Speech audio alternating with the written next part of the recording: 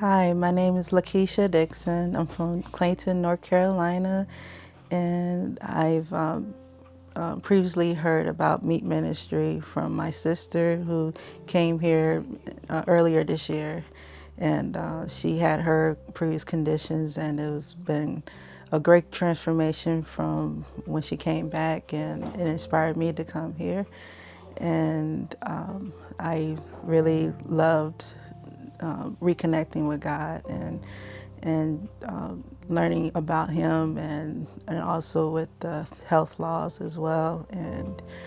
And I do encourage anyone with spiritual need, physical need to come here and it'll be a very comforting, quiet environment, tranquil, and you wouldn't get it any other way.